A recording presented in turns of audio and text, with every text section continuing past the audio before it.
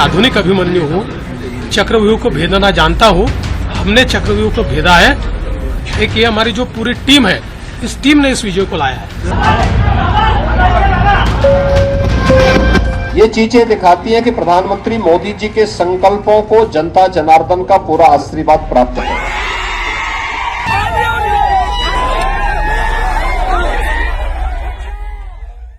हर चुनाव राजनीति के नए सबक देता है। मिसाल के तौर पर महाराष्ट्र, 2 राष्ट्रीय दल और 2 क्षेत्रीय दलों के 4 टुकड़े, ऊपर से अपक्ष, गुपचुप समर्थन, बगावतें और भीतरघात।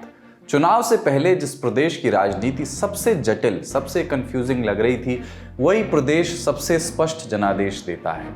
स्पष्ट जनादेश आदिवासी वोटरों के प्रभाव वाला वो प्रदेश भी देता है जिसके मुख्यमंत्री को केंद्रीय एजेंसी ने जेल भेजा था। जिस जिले में घुसपैठ का मुद्दा प्रधानमंत्री तक उठा करके गए, वही जिला कांग्रेस को जिता देता है। और इसी क्रम में उत्तर प्रदेश की एक मुस्लिम बहुल सीट से 1,30,000 से भी ज्यादा के मार्जिन से बीजेपी जीत जाती है।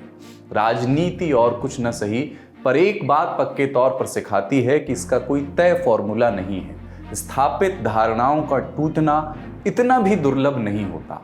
महाराष्ट्र और झारखंड दोनों राज्यों के नतीजों को विस्तार से आज समझेंगे, आसान शब्दों में समझेंगे, बताएंगे कि प्रमुख पार्टियों के स्ट्राइक रेट क्या कहते हैं। नमस्कार, स्वीकार कीजिए, अपन है कुलदीप। और चूंकि नतीजों का दिन है तो इस हफ्ते शनिवार को भी आप देखना शुरू कर चुके हैं the Lallantop show. Brought to you by itel, Sensodyne K and Haier.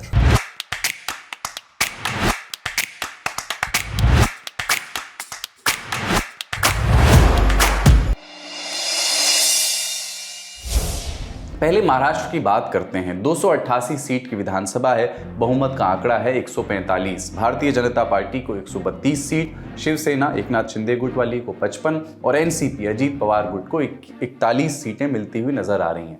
यानी इनका गठबंधन, महायुति जिसको कहते हैं, मिलकर के बहुमत के आंकड़े से बहुत आगे है। दूसरा गठबंधन, विपक्षी गठबंधन जो है, महाविकास अघाड़ी जिसको कहते हैं, इसके घटक दलों में कांग्रेस को 16 सीट, शिवसेना उद्धव गुट को 21 सीट और एनसीपी शरद पवार गुट को 10 सीटें मिलती हुई नजर आ रही हैं। अन्य और निर्दलीयों के खाते में 13 सीटें जाती हुई दिख रही हैं।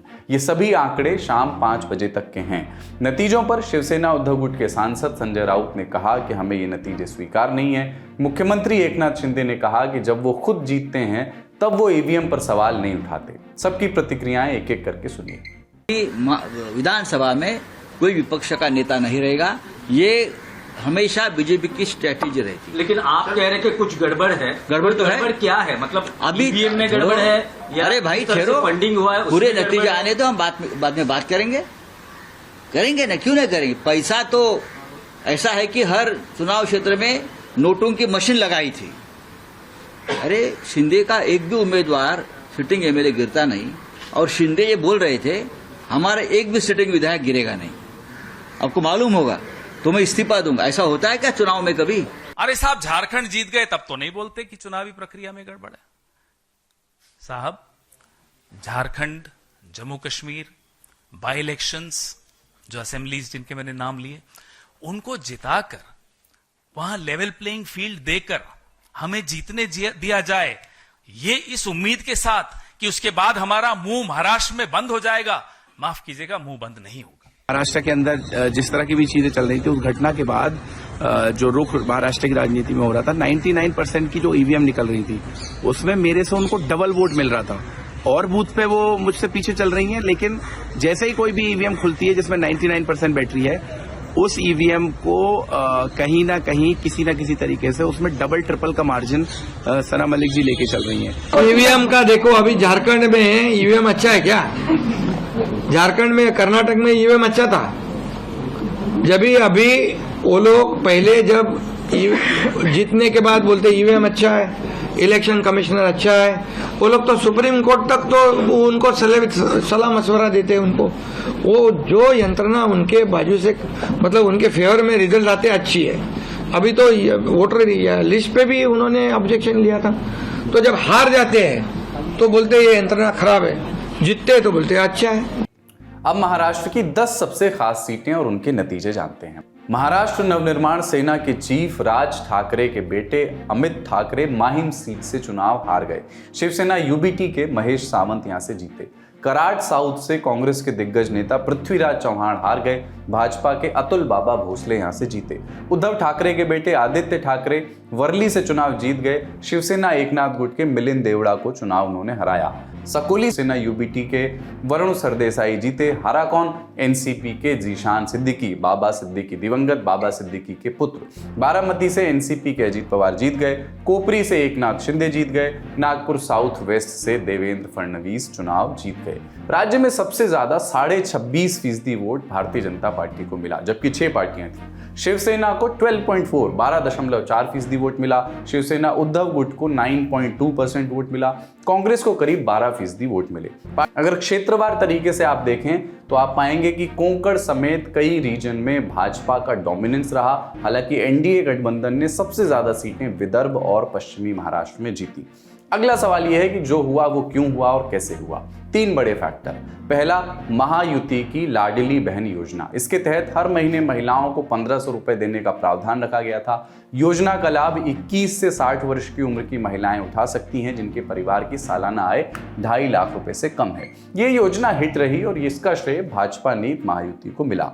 दूसरा फैक्टर, बटेंगे तो कटेंगे जैसे नैरेटिव्स के चलते हिंदू वोट तो भाजपा के पक्ष में लामबंद हुआ ही, साथ ही मराठा आरक्षण आंदोलन के बरक्स एक किस्म का ओबीसी कंसोलिडेशन भी बीजेपी के पक्ष में हुआ।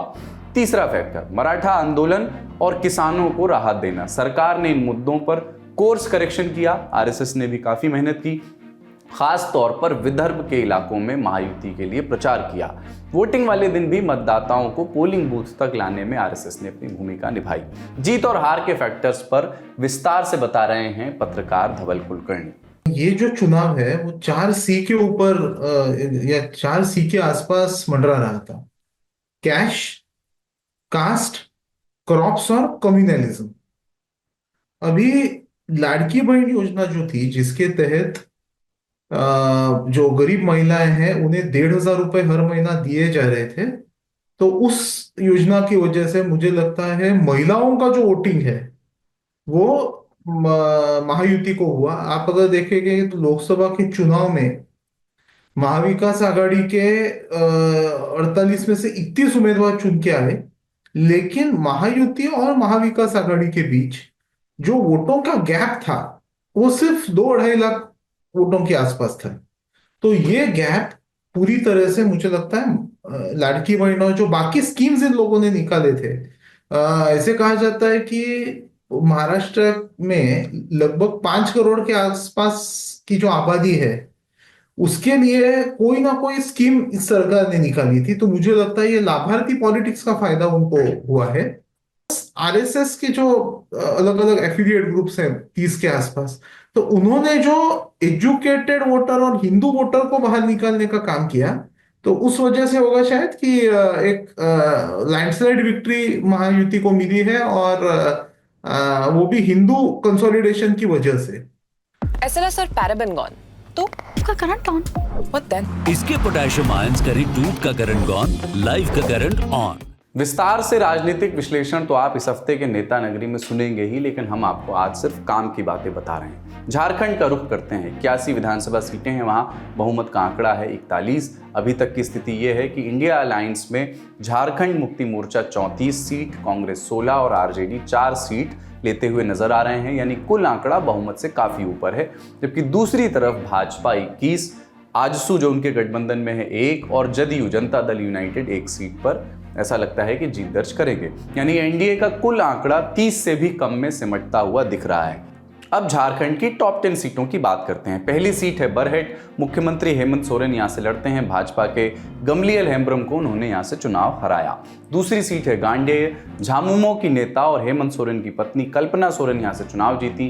भाजपा की मुनिया देवी को हराया उन्होंने। दुमका से झामुमो के बसंत सोरेन जीते, जो हेमंत सोरेन के भाई हैं। जामताड़ा से सोरेन परिवार की एक और सदस्य फाइट में थी, लेकिन भाजपा के टिकट पर हेमंत सोरेन की भाभी सीता सोरेन यहां से चुनाव लड़ी और वो चुनाव हार गई। कांग्रेस के इरफान अंसारी से चुनाव वो हारी। सरायकेला से भाजपा के चंपाई सोरेन जीत गए, लेकिन उनके पुत्र बाबूलाल सोरेन घाटशिला से चुनाव हार गए।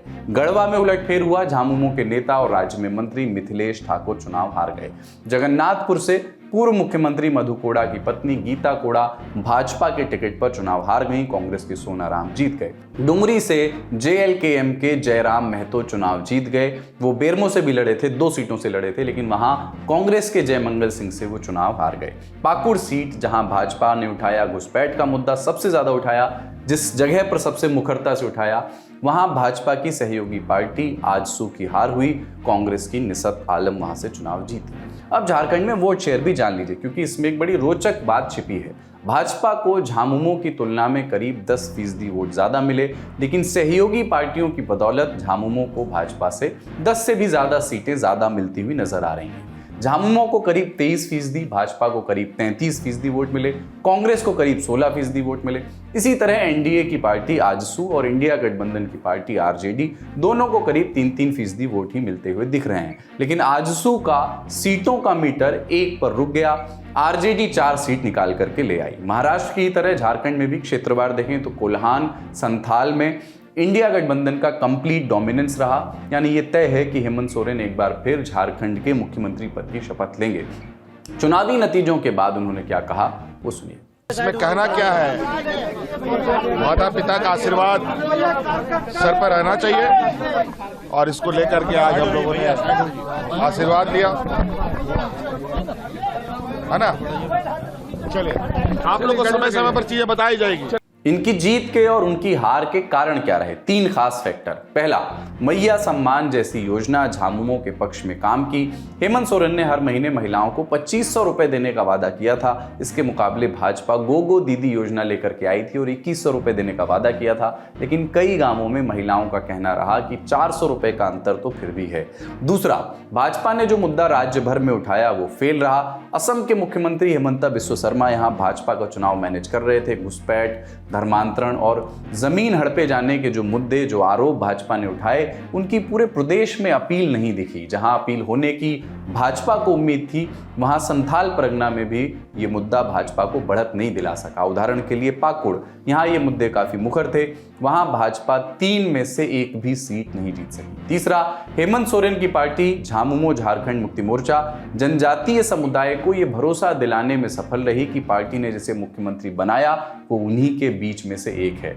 झामुमो ने यह भी प्रचार किया कि अगर भाजपा जीतती है तो वो कभी आदिवासी मुख्यमंत्री नहीं बनाएगी, और ये मुद्दा आदिवासी अस्मिता का बन गया। कि ये हम शुरू से देखते आ रहे थे कि जो बिजली बिल माफी हुई है उसका एक बड़ा इम्पैक्ट है, जिसकी चर्चा कम हो रही है लेकिन उसका इम्पैक्ट ज्यादा है। उसका परिणाम भी मतलब रिजल्ट वो फेवर में होता हुआ दिख रहा है इंडिया अलायंस के।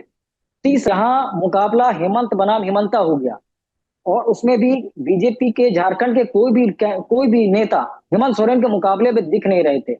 तो लोगों को जेएमएम खासकर ये कन्वे करने में सफल रही कि हेमंत बिस्वा शर्मा तो असम के सीएम है, वो यहाँ क्या करने आ रहे हैं, और अगर मुकाबला उनके साथ है तो वो तो यहाँ से चुनाव के बाद चले जाएंगे। तो ये एक पॉइंट भी काम करता हुआ दिखा कि जो बीजेपी ने नारा दिया कि एक रहेंगे तो सेफ रहेंगे, तो इंडिया अलायंस के जो पूरा मतलब क्या कह सकते हैं परंपरागत वोटर हैं, मुस्लिम, आदिवासी और क्रिश्चियन, इन तीनों ने ये समझा कि एक रहेंगे तो सेफ रहेंगे। उल्टा मतलब इंडिया अलायंस के वोटर इस चीज को अपनाया और वो आज रिजल्ट में हमें दिख रहा है।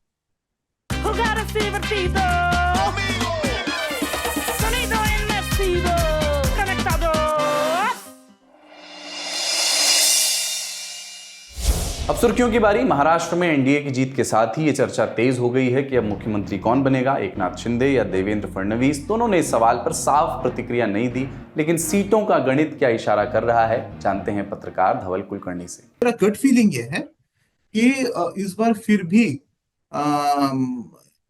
शिंदे जी को एक वापस और एक चांस थोड़े समय के लिए ही सही मिल सकता है मुख्यमंत्री पद के लिए। उसका कारण ये है कि अभी फरवरी के आसपास महानगर पालिकाओं के चुनाव होने वाले हैं। उन चुनावों में मुंबई महानगर पालिका का चुनाव बहुत अहम होगा, क्योंकि हिंदुस्तान में छोटे छोटे राज्य जो हैं उनके बजट जितने बड़े नहीं उतनी ये मुंबई महानगर पालिका के बजट से।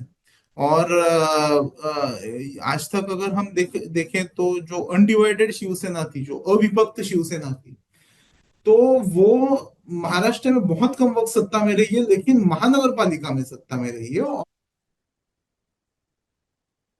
एक पारितोषिक अर्थव्यवस्था जिसे कहा जाता है, रिवॉर्ड इकोनॉमी, वो ये कर सकी। अगर बीजेपी और एकनाथ शिंदे उद्धव ठाकरे को मुंबई महानगर पालिका के चुनाव में हरा सकते हैं, तो उद्धव ठाकरे की शिवसेना के लिए बहुत करारा झटका होगा।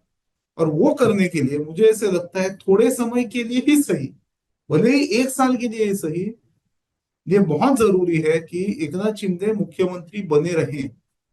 हालांकि कुछ नेताओं ने अपनी पसंद जरूर जाहिर की है। मैं बताना चाहता हूं कि महायुति का ही सीएम बनेगा, और बट ऑब्वियस जिस पार्टी बड़ी है उस पार्टी को ज्यादा चांस रहता है। और भारतीय जनता पार्टी आज 125 के आसपास जाने की शंका अपना चांसेस है।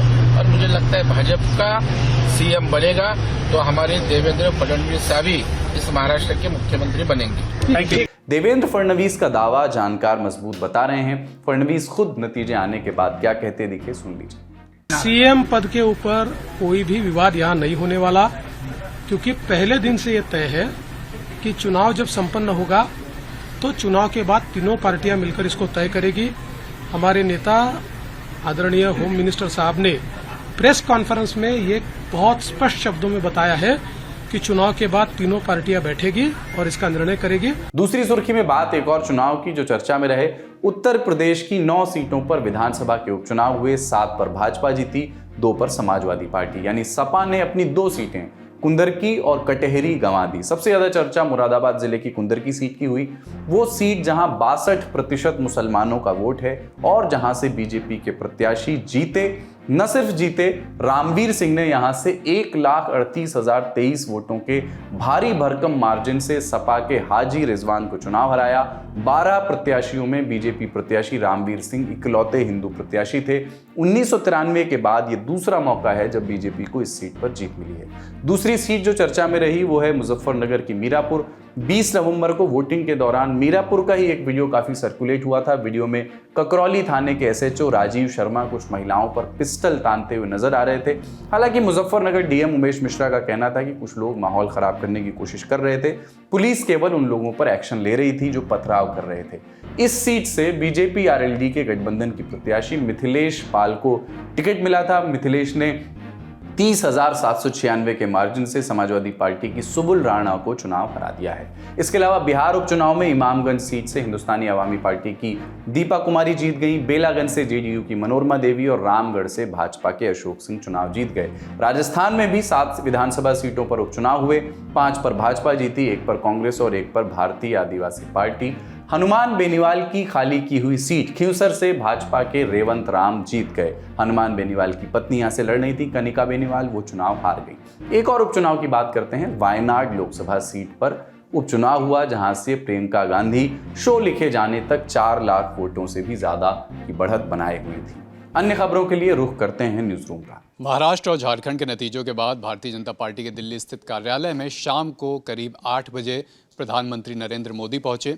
उनके साथ भारतीय जनता पार्टी के राष्ट्रीय अध्यक्ष जेपी नड्डा और साथ में गृह मंत्री अमित शाह भी मौजूद रहे। तीनों बड़े नेता और तमाम कार्यकर्ता भारतीय जनता पार्टी के मुख्यालय में जुटे, दिल्ली स्थित मुख्यालय में। यहाँ प्रधानमंत्री नरेंद्र मोदी ने क्या खास बातें कही, सुनिए। साथियों, आज महाराष्ट्र में झूठ, छल, फरेब बुरी तरह हारा है। आपने प्रधानमंत्री मोदी की बात सुनी। वहीं दूसरी तरफ झारखंड और महाराष्ट्र के नतीजों पर कांग्रेस के सांसद और लोकसभा में नेता प्रतिपक्ष राहुल गांधी का भी बयान आया है। राहुल गांधी ने ट्वीट किए, बैक टू बैक 2 ट्वीट किए उन्होंने। एक ट्वीट में उन्होंने वायनाड जो उनकी ही छोड़ी हुई लोकसभा सीट है और वहां से अब उनकी बहन और कांग्रेस की महासचिव प्रियंका गांधी वाड्रा ने जीत हासिल की है। इस पर राहुल गांधी ने अपने ट्वीट में लिखा कि मैं काफ़ी गर्व महसूस कर रहा हूं कि मेरी बहन प्रियंका गांधी ने यहां से जीत हासिल की। मुझे पता है कि वो काफ़ी साहस के साथ और करुणा के साथ इस सीट से लोगों का जनप्रतिनिधित्व करेंगी। इसके अलावा राहुल गांधी ने झारखंड और महाराष्ट्र के नतीजों पर भी ट्वीट किया। इस ट्वीट में राहुल ने लिखा, झारखंड के लोगों का इंडिया को विशाल जनादेश देने के लिए दिल से धन्यवाद। मुख्यमंत्री हेमंत सोरेन जी, कांग्रेस और झामुमो के सभी कार्यकर्ताओं को इस विजय के लिए हार्दिक बधाई और शुभकामनाएं। प्रदेश में गठबंधन की यह जीत संविधान के साथ जल जंगल और जमीन की रक्षा की जीत है। राहुल ने आगे महाराष्ट्र के नतीजों पर भी लिखा, महाराष्ट्र के नतीजे अप्रत्याशित हैं और इनका हम विस्तार से विश्लेषण करेंगे। प्रदेश के सभी मतदाता भाइयों बहनों को उनके समर्थन और कार्यकर्ताओं को उनकी मेहनत के लिए धन्यवाद। ये दोनों पार्टियों के नेताओं की बात थी जो हमने आपको सुनाई। अभी मुख्यमंत्री कौन बनेगा महाराष्ट्र में, इस पर स्पष्टीकरण नहीं आया है। आज का ललन टॉप शो यहीं तक। अपना और अपनों का ख्याल रखिए, देखते रहिए दी ललन टॉप। शुक्रिया, शुभ रात्रि।